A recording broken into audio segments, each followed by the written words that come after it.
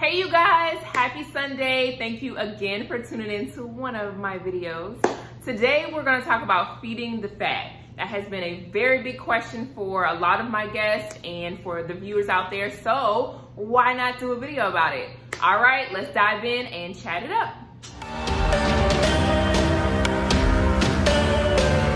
Feeding the fat, what does that actually mean? So if you are about to have surgery, or maybe if you've already had surgery, you may have heard a lot of girls talk about feeding the fat, what foods to eat, what foods not to eat. And that may sound very, very confusing because you just had liposuction, so you don't want to gain weight or get bigger, but you also don't want to lose your butt.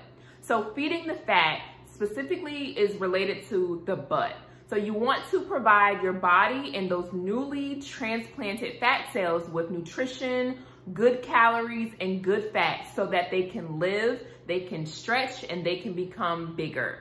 So with that being said, you want to have a diet with good fats so your butt doesn't get smaller. I hope that makes sense. So we are going to talk about a few foods. Some of them you may have heard of, some of them you may not have. And I'm going to give you an example of how to use them. You may have a food, I may list a food that you're like, I don't even eat this. Like, what would I even do with this? And I'm going to kind of tell you what foods to put them in and kind of what we do here at Shapes Recovery House. When should you start eating these good fats? I actually suggest that you start eating before having surgery. Starting to practice good foods, good fats, good calories, so that way you prepare your mind, your body, and your action for after surgery. There's so many women who after they had surgery already, they go back or they revert back to eating badly or bad habits or McDonald's and Burger King and Pizza Hut and all of this. So if you start before, you're more likely to continue this process, longevity, and therefore your results will be optimized and maximized and beautiful, and you won't be like, I still look the same and I don't understand, I had surgery and it doesn't look like it. So it's up to you to really practice these good habits so you can continue them for a long period of time. All right, so seeds, chia seeds and flax seeds. These are two seeds that are very, very slept on. They're superfoods. They're awesome. They're tasteless. You can't even hardly taste it. Chia seeds have no taste at all. So they can be added in almost anything. Your smoothies, your oatmeal. You can put them in salads. Salads are really, really good. Like your dressings, you can't even taste them. Flax seeds I normally put in my oatmeal or like yogurt or like parfaits. They're really, really good. They're high in fatty acids and omega-3s. So definitely invest in these two. Also, tidbit, chia seeds help with bowel movements. So we all know constipation comes with plastic surgery and surgery in general. So you're killing two birds with one stone with these. Next up, we're gonna talk about nuts. That's very funny to me. I don't know why. I just always Google when it comes to saying the word nuts. But let's get back to not being inappropriate. Mixed nuts are very, very good. They're very, very high in fatty acids and are great as a snack. Also, peanut butter. I love peanut butter. I love nuts. If you're not a big peanut butter or nut fan, or if you're allergic, this is not your go-to at all. So just skip over this part. But if you do love peanuts and almonds and cashews and walnuts and all that stuff, pistachios, all that stuff, they are very, very good as a snack, and it fills you up, and it's high in fatty acids. So get you some nuts, girl. Let's talk about a fan favorite, which is cheese. I can't resist it either. But we have to be smart about what we're eating and what cheeses we're consuming. So I'm gonna give you a few here to kind of alternate in your diet. This is what I mean by alternating. So I'm gonna zoom in on this cheese. So you see we have mozzarella, there's Parmesan in here. There's a few cheeses in here. Mozzarella and Parmesan being on the lower end of the fat consumption, meaning the healthiest. So if you're making a pizza, we make pizzas here at Shapes. If you're making a pizza like yourself, then I would lean toward mozzarella, Swiss, Parmesan. Those are low in fat and high and low in carbs as well.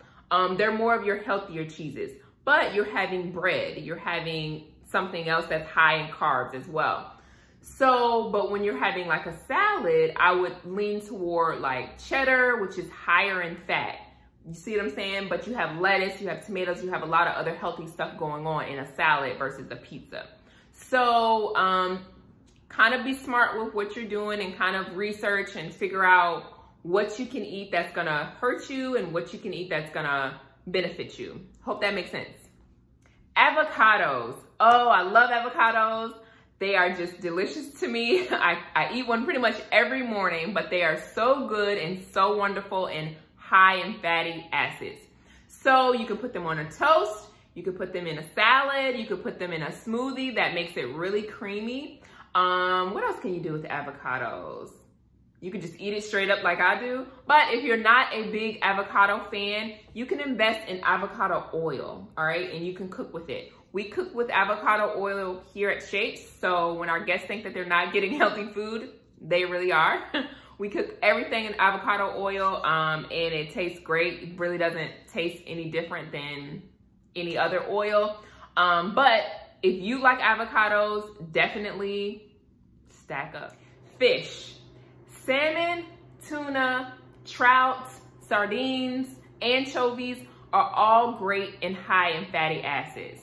So clearly I don't have that to demonstrate to you right now, but definitely go and add that to your grocery list. I would try to eat at least any type of fish about twice a week in conjunction with a lot of the others that I just mentioned now. That will give your fat the highest chance of survival, and hopefully you can continue those practices after you're months and months out.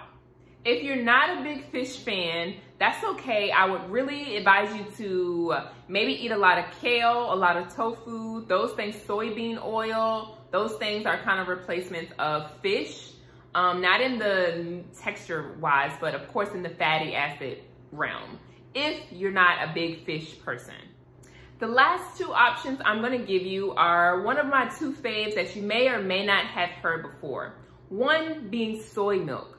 Soy milk, definitely for those who are allergic to nuts and can't have almond milk, but soy milk has a lot of fatty acids in it. I don't know if people realize it as much as they should, but you can use soy milk in smoothies, you can put it in coffee, you can put it in pancake mix to mix it up, you can put it in oatmeal as your base.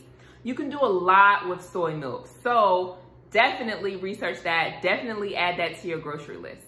And lastly, one of my top faves, coconuts. Coconut is very versatile. You can do a lot with coconut. You can get it raw. They can basically make it into like a snack where they've dried it and they just sell it in a bag. You can get coconut milk. You can have coconut flour to like bake something or maybe fry something in an air fryer. You can have coconut water. Coconut is very, very special. It really, really is, you guys. So for sure, add that to your diet, add it to your regimen, however you want to. Again, it can do whatever. So whatever you want to do with coconut, definitely do it. I hope that this video helped you guys. I hope it helped you learn a little bit about good foods to eat. And yes, let me know if you have any questions, and I will see you guys on the next video. Mwah.